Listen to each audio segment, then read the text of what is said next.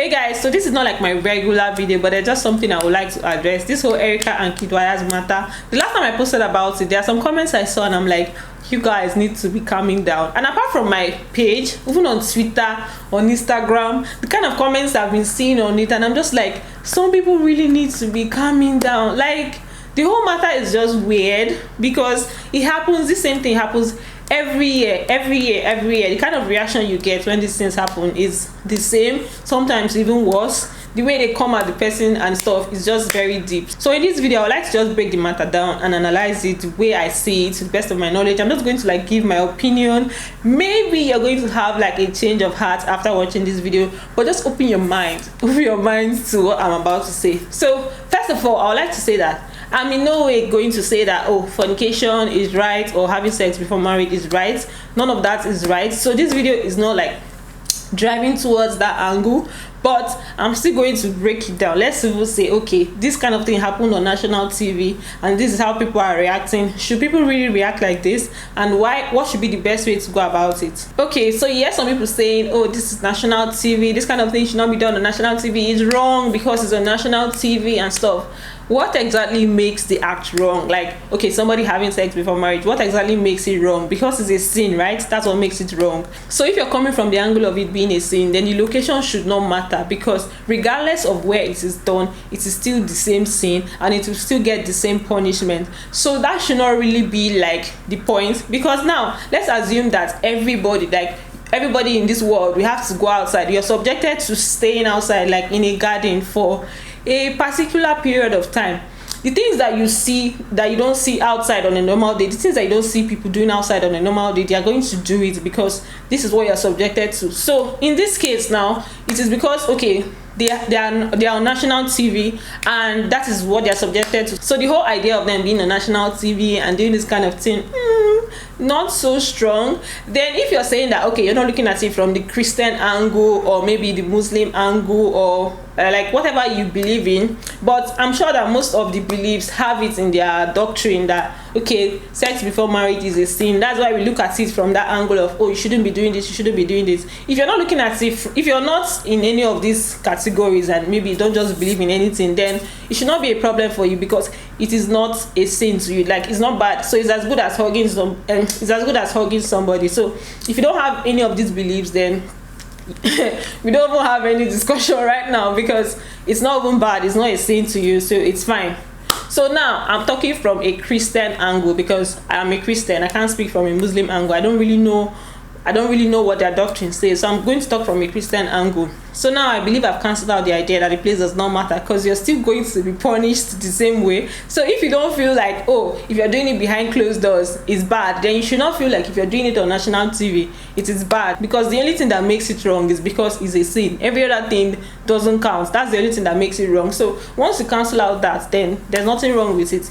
So now let's not look at it like, okay, these two people have done something wrong, it's bad, it's a sin, they shouldn't be doing this. Now as a Christian, like I said, I'm talking as a Christian and we are now addressing it as a Christian. So as a Christian, how do you think you're supposed to address issues like this? Because even in the Bible, there were situations where Jesus addressed people that were in situations where that had to do with adultery. Even when he had to meet he was with the lady that committed adultery and then they came to stone her to death. In fact, I think I need to read out this particular passage. Like, I just want to get it the way that it was done and the way it happened. Let me just look for it. Okay, so let's look at John chapter 8 from verse 1. See, I'm not here because I want to like preach or anything. I'm not somebody who likes to be preaching up and down, but I just need us to just talk about this stuff, because I don't feel it's okay to condemn somebody in situations like this. I feel like we need to address these things in a better way. There are definitely different ways to correct somebody. Jesus always corrected with love. So if you are a Christian, you should act like one. You should act like a Christian. You get? So the woman caught in adultery, then everyone went home, but Jesus went to the Mount of Olives. Early the next morning, he went back to the temple. All the people gathered around him and he sat down and began to teach them. The teachers of the law and the Pharisees brought in a woman who had been caught committing adultery, and they made her stand before them all. Teacher, they said to Jesus, this woman was caught in the very act of committing adultery. In our law, Moses commanded that such a woman must be stoned to death. Now, what do you say? They said this to trap Jesus so that they could accuse him. But he bent over and wrote on the ground with his finger. As they stood there asking questions, he straightened up and said to them, "Whichever one of you has committed no sin may throw the first stone at her." Then he bent over again and wrote on the ground. Then they heard this, and they all left, one by one, the older ones first. Jesus was left alone with the woman still standing there. He straightened up and he said to her, "Where are they? Is there no one left to condemn you?" "No one, sir," she answered. "Well then," Jesus said, "I do not condemn you either. Go, but do not sin again."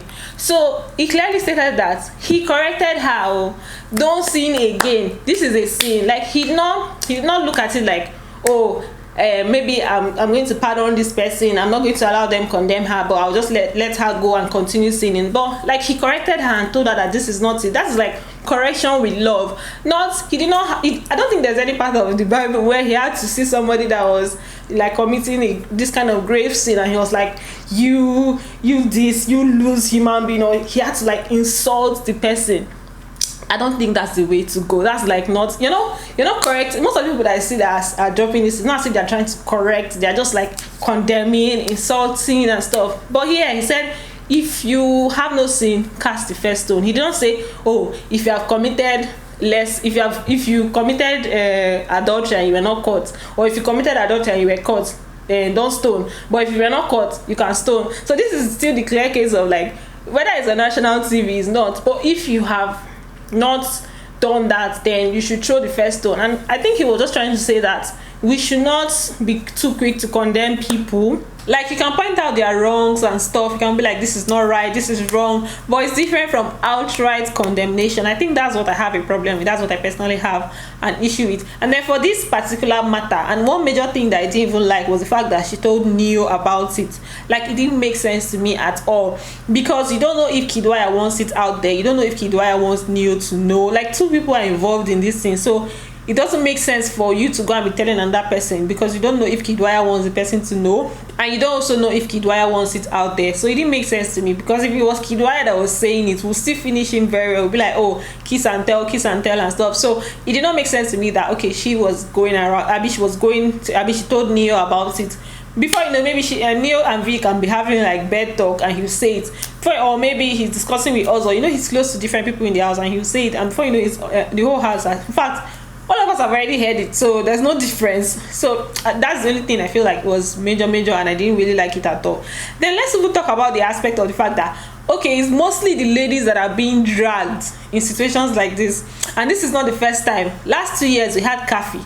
Last year we had Kafi. Last 2 years it was Nina. Now it's Erica. It's always like, okay, the ladies are the ones that are dragged in this issue, which in my opinion doesn't make sense. If you don't see anything wrong with the guy having sex on national TV, then you should not also see anything wrong with the girl having sex on national TV, because I don't know anywhere in the Bible where they said it's okay for a guy to fornicate and it's not okay for a lady, or that the guy is going to receive less punishment than the lady. So like I said, if we are being Christian about these whole issues, if you don't feel like it's so wrong for him to be doing it, and then you don't feel the need to attack him, then I don't see why you should be attacking the ladies in this situation. Because most times it's always the ladies' names that you'll be hearing up and down. Oh, this person did this, as if she did it with herself. So it doesn't make sense. I'm not saying that you should condemn either of them, but for you to be thinking that it's okay for the guy to do it and it's not okay for the lady, then that is already flawed. That mentality is already flawed. Except you're not a Christian, and if you're not a Christian, like I said again, we don't even have any discussion. There's no argument for that one. So that aspect of the matter itself doesn't even make sense at all. I don't want to go deep into it because I have so much to say when it comes to that particular stuff. But let me not just make this video too long, because we're addressing this particular issue on ground. So I feel like, yeah, some people, like even on this national TV stuff, some people have more control than some people. Like some people say, oh, why can't you have control when you come out and stuff? Some people have more control than some people. Not everybody has the same level of control and shit. So it doesn't mean that the person that has control is better. You get? So let's just try and be calming down. Me, I'm not a preacher of war, I'm a preacher of love. That's why I just say I've been trying to like not be so deep when it comes to the things I say about people. Like I can address the issue on ground, like, oh, why would this person do this? It doesn't make sense. This person is a handful, like you need to stop, da da da da da. But I don't think I will insult the person like, oh, this person is foolish or they are stupid, or it's just going to be more about the character and what the person is displaying at that particular point in time. If I've done otherwise, and no vex, I'm very, very sorry. I probably did not like mean to be that way. I'm a preacher of love. I know that, well, for me, I just come here to give you guys gist of what's happening. I'm definitely going to come and talk about, if I can talk about two people discussing, then I'll talk about when things are happening. Like, it's all part of the show. That's why I just include everything I see about the show. I try my possible best to address it, because that's what I do on this channel. So, but I'm not like putting it out for people to like be very, very very, very, very deep, very condescending and stuff. So I don't know, Sha. I just feel like let's just calm down. Right now in the house, they're doing like their diary sessions and their Betway trivia games. They this time around it came with like a reward. You know, normally their Betway trivia games, they just do it and one team will win and nothing. So this time around, Big Brother told them that the team that wins, they are going to have 25 BB coins for their reward. And also Nengi, Lekon, who else is on that team? Neo and Erica's team won the Betway trivia games, so they have 25 BB coins each of them are going to have 25 BB coins extra added to their 50 BB coins already. So they are rich in the house. Now Lekon, most times it's always on the winning team. Lekon and Nengi, they're always on the winning team, and it makes a lot of sense. So this is where I think I'm going to drop my mic. I'm going to see you guys when I'm not ranting, when I'm like giving you guys gist. Like, that's the next time we're going to see. So bye guys, I'm going to see you guys in my next video. Love you.